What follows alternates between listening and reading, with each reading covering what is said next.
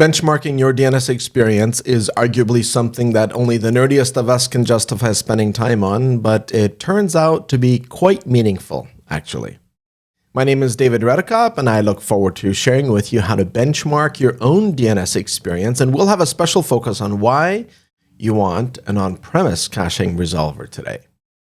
Now, benchmarking DNS is all about measuring the milliseconds it takes your computer from asking where google.com is until it receives that IP address as an answer. And when things get measured in milliseconds, and you have many options of whose milliseconds to use, of course, you want to do what's best, right? And us too. So this video and screen recording will take place in 3 parts, all in the same video. And that way you can follow the same steps, pause, check your own results, and proceed. So part 1 is preparing your gateway. In our case, we're going to use pfSense as a security gateway.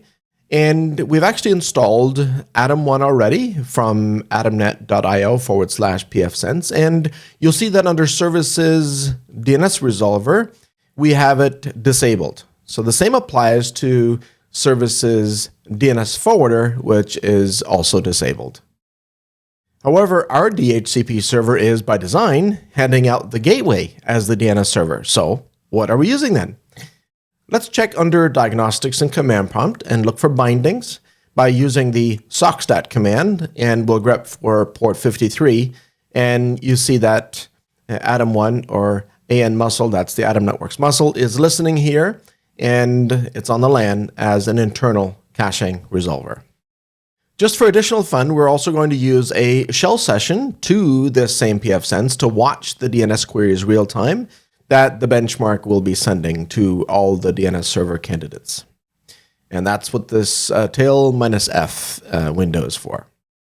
And finally, for Atom1 users, you want to make sure that you have some provisions made for the benchmark software to be able to reach out to public resolvers. And especially if you're running Don't Talk to Strangers. So temporarily turn off the DNS enforcement NAT rules if you have them.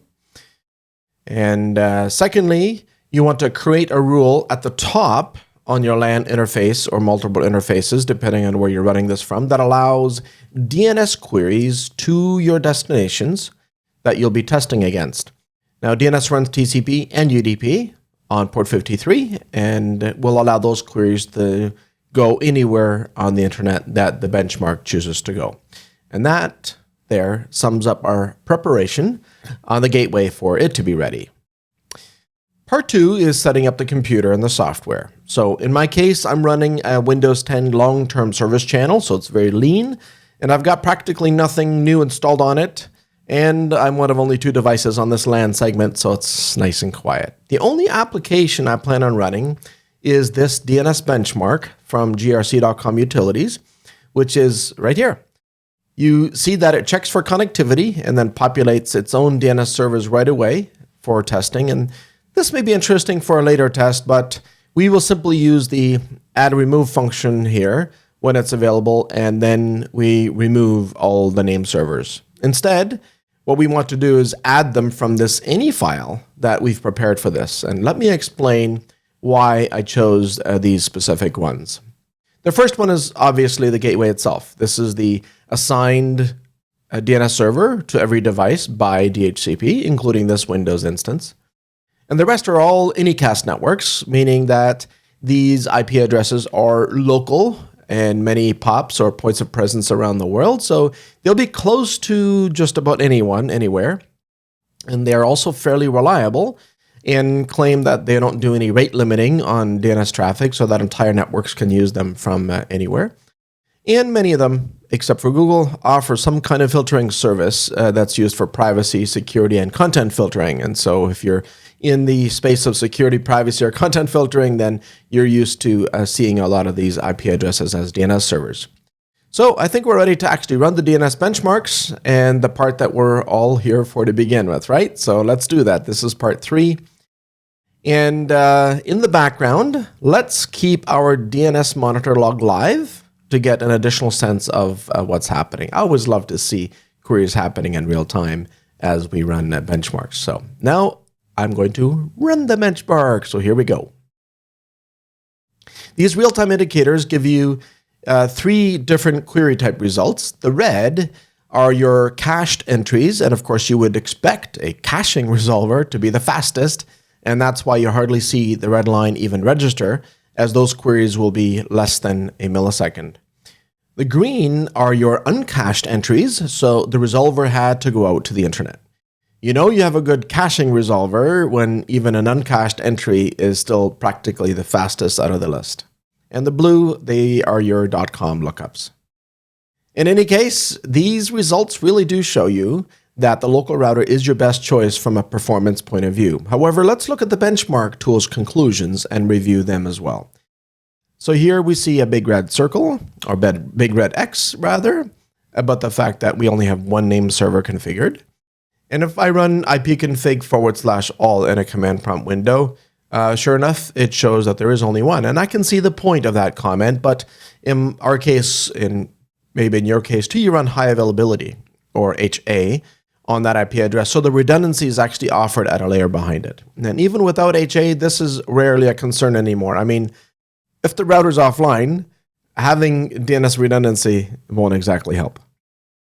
The recommended action here says, unless you have some specific reason not to, you should give serious thought to disabling your router's provisioning of DNS services. Okay. For old consumer-grade routers, this might be advisable.